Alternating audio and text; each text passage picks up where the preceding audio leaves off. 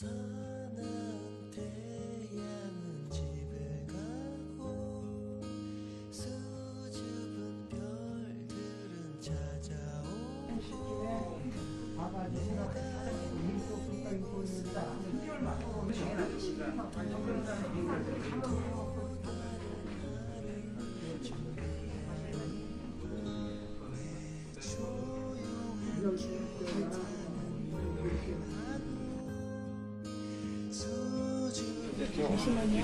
오늘까지 모아진 모든 증거와 모든 쌍방의 주장을 합쳐서 판단을 한 다음에 그 판결을 4월 7일 10시에 이 법정에서 선고합니다.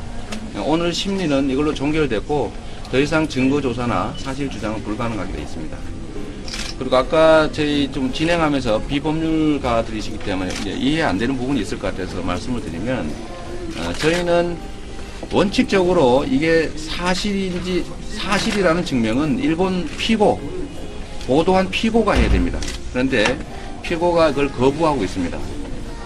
저희는 진실규명을 위해서 청와대에 사실조회를 하고 증인신문을 하겠다고 했지만 재판부 입장에서는 그거는 원래 피고가 입증할 사항이기 때문에 원고가 그런 증인 신청하는 것을 사실 받아들이지 않는 게 원칙적으로 맞습니다. 그 증명 책임은 피고한테 있기 때문에 예를 들면 그런 거죠. 우리가 돈을 빌려줬다고 하는데 저쪽이 돈을 갚았다고 주장을 해요. 우리가 안 갚았다는 증거를 댈 필요는 원래 없는 겁니다. 그냥 그 판결하면 되죠. 지금 현재는 피고가 입증을 다 하지 않았기 때문에 기본적으로는 사실이 아닌 것으로 판단할 수밖에 없습니다. 다만 이 판결문을 쓸 거냐 말 거냐, 원고들이 피해자라고 인정이 되면 당연히 뭐 배상 판결을 할 거라고 저희는 생각하지만 그 원고들이 피해자가 아니다. 대통령 또는 국가가 나서지 않는 한 원고들은 이런 소송할 자격이 없다. 남의 일이다. 라고 판단하면 그 다음 단계로 이 보도가 사실인지 여부는 판단하지 않아도 됩니다. 불필요한 노동일 수도 있죠. 보통 일반적인 사건에서는 판단하지 않습니다. 쓸데없는 거기 때문에 괜히. 그러나 이거는 역사적으로 또는 국가적으로도 중요한 일이라 저희로서는 비록 원고들이 피해자가 아니라고 할지라도 아까 말씀드린 것처럼 그 부분은 판단을 해달라는 게 저희 요청인데 이걸 받아들일지도 역시 재판부 재량입니다. 재량이고요.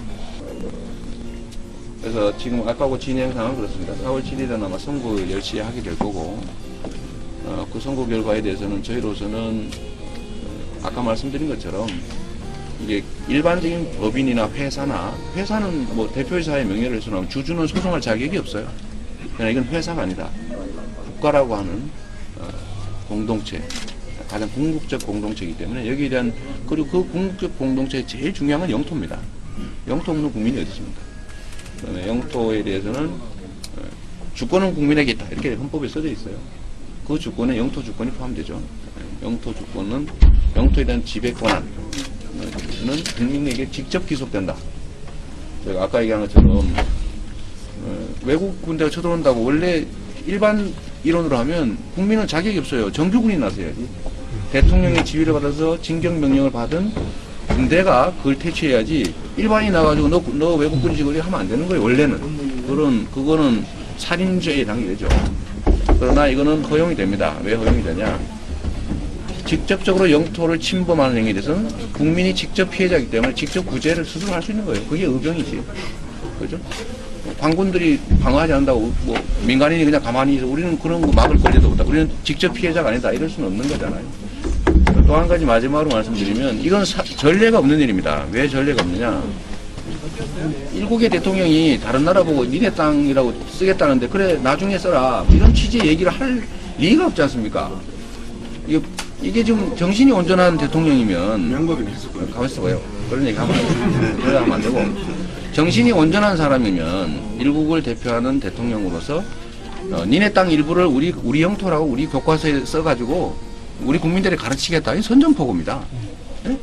이 선전포고를 헐쩍 띄어야죠. 안 된다. 뭔 소리냐? 에이, 그리고 박차고 나와야 되는 겁니다. 그런데 지금은 때가 아니다. 지금은 곤란하다. 기다려달라. 이렇게 말을 했다면 이건 제정신으로 한 얘기일 수가 없죠. 그래서 이게 국제적으로나 역사적으로 전례가 없습니다. 그래서 사례를 찾을 수가 없어요. 국제재판이든 어쨌든 이와 관련된 헌법재판이든 사례를 찾을 수 없는 게 당연합니다. 처음 있는 일이 처음 있는 일이죠.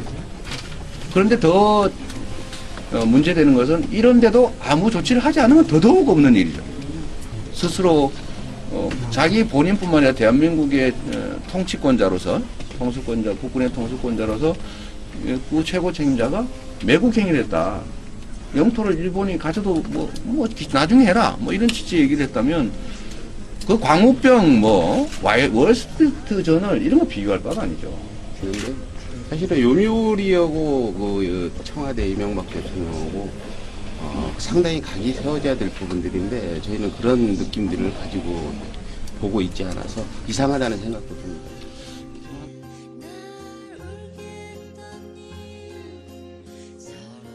1월 달에는 지방선거 없었어요. 이 소송을 준비하고 우리 여기 계신 분들이 소송 원고들을 모으고 한 것은 1월부터예요. 그 모아서 비용 부족해서 그 비용 조달하고 일일이 주소 다 확인하고 내치든지 했는데 뭐 주소를 제대로 안 쓰는 거죠. 그것도 뺄 수 없잖아. 일일이 다 전화하고 확인해서 주소 다시 확인하고 인적사항 확인하느라고 한 7월까지 갔던 거고요. 작년 8월 13일이 됐었습니다. 작년 8월 13일에도 역시 선거는 없었어요. 예, 그리고 중요한 거는요. 저희가 이 재판을 계속 진행해 오면서 이 재판은 신문지상이나 언론에 전혀 거의 공개가 안 됐습니다. 그런 상황에서 이거를 공개시킨 거는 어떤 사건이었냐면은 저희 선정적 당사자 3명이 모두 안티 이명박 운영자들입니다. 그러다 보니까 이 경찰에서 한 열흘 전에 안티 이명박 총무 자택을 압수수색한 적이 있습니다. 그러니까 대부분의 경찰 조사는 촛불 기간에 거의 다 끝났는데 다시 이 시점에 와서 경찰이 먼저 저희들을 압수수색을 했고 그런 과정에서 저희가 독도소송을 지금 준비하고 있고 하고 있다는 것이 그게 언론에 노출이 됐습니다. 그래서 이 독도 재판이 수면 위로 떠오른 거지 결코 저희들이 이슈화시키려고 해서 떠올린 것이 아니라는 것. 그 자체를 보더라도 이것은 저희가 정쟁으로 이용하려고 한 것이 아니라는 것이 입증이 되는 것입니다.